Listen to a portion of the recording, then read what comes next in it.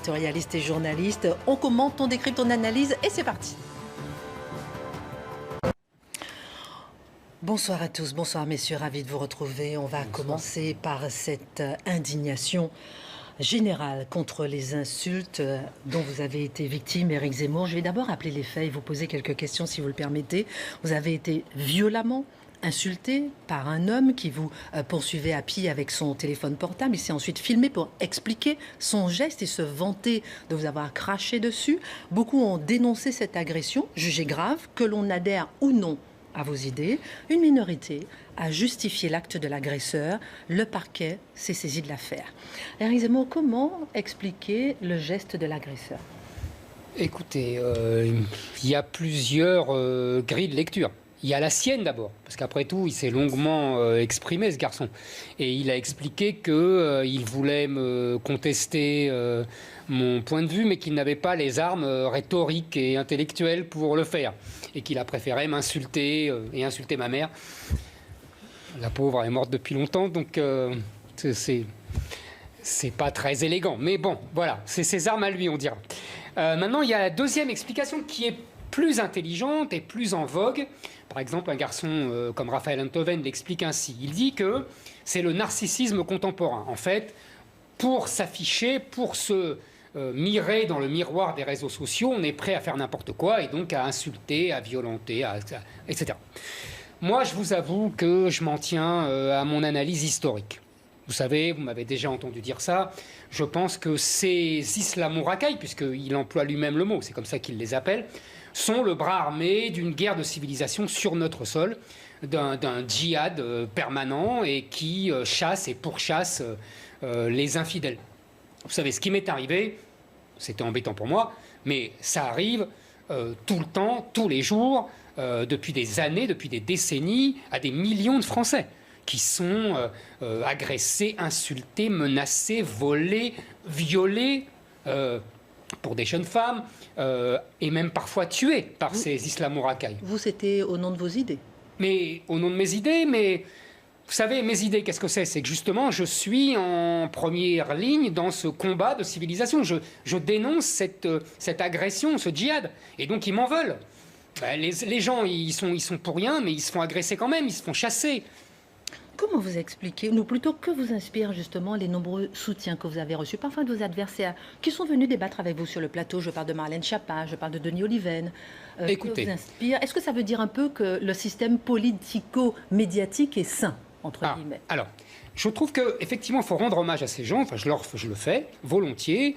Je leur en sais gré. Je pense qu'ils sont d'authentiques démocrates. C'est-à-dire des gens qui pensent que leurs adversaires ne sont pas des ennemis.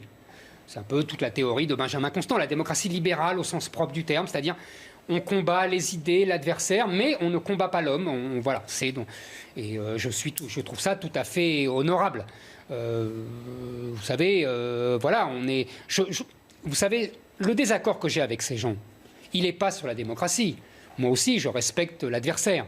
Il est sur l'analyse, ce qu'on a dit tout à l'heure. C'est-à-dire que moi, je fais une analyse historique, tragique de la situation.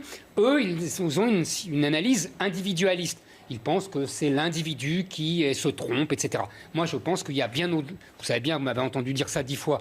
Il y a au-dessus des individus. Il y a les morts gouvernent les vivants, selon la célèbre formule d'Auguste Comte. Selon Valeurs Actuelles, le chef de l'État vous a appelé, 45 minutes d'entretien.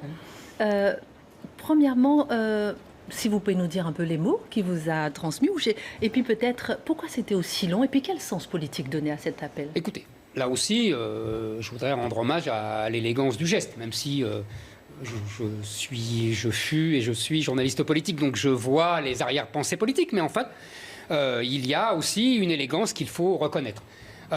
Pourquoi? Il m'a d'abord tout simplement demandé comment ça allait, quoi, tout bêtement.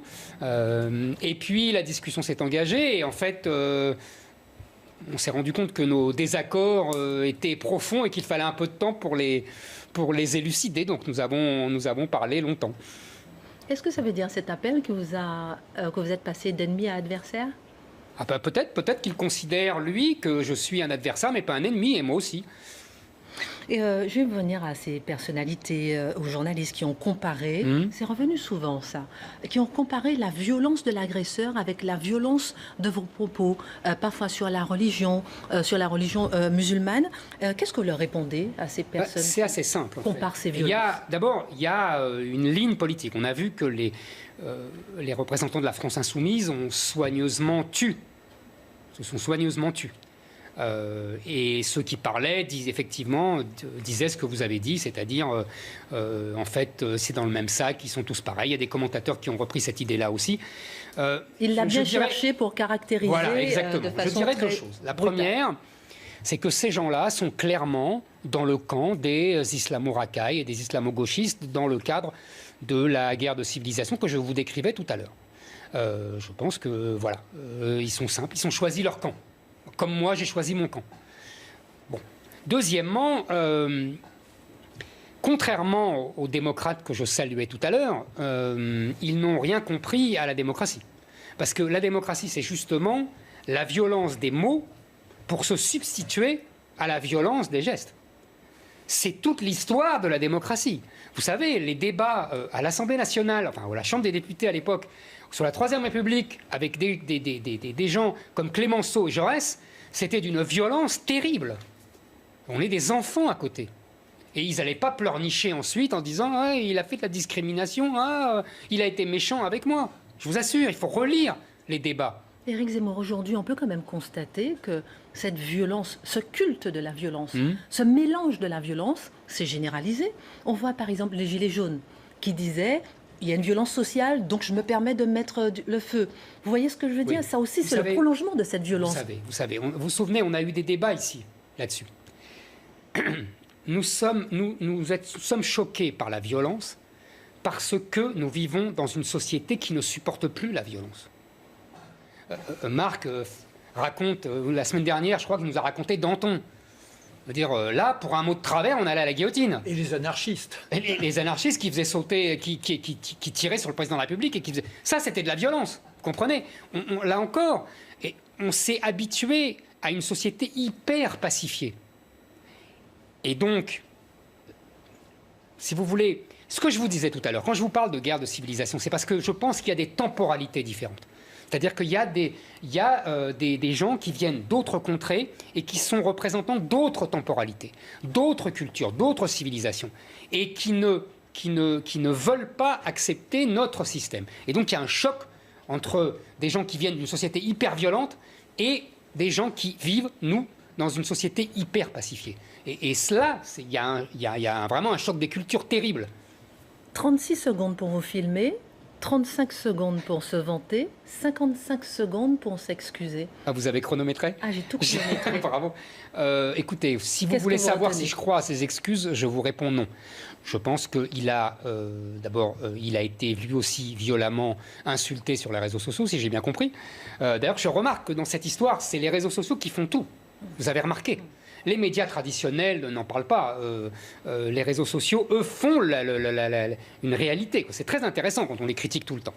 Deuxièmement, ces excuses, je pense que c'est du bidon. Je pense que c'est un avocat de gauche qui lui a conseillé de faire ça parce qu'il a bien vu, surtout les crachats en temps de coronavirus, ça peut aller chercher loin. Donc je pense qu'il y a là une organisation, il y a quelque chose, il y a des gens qui l'ont conseillé de faire attention. Alors, en tout cas, certains chroniqueurs avaient envie de réagir aussi. Beaucoup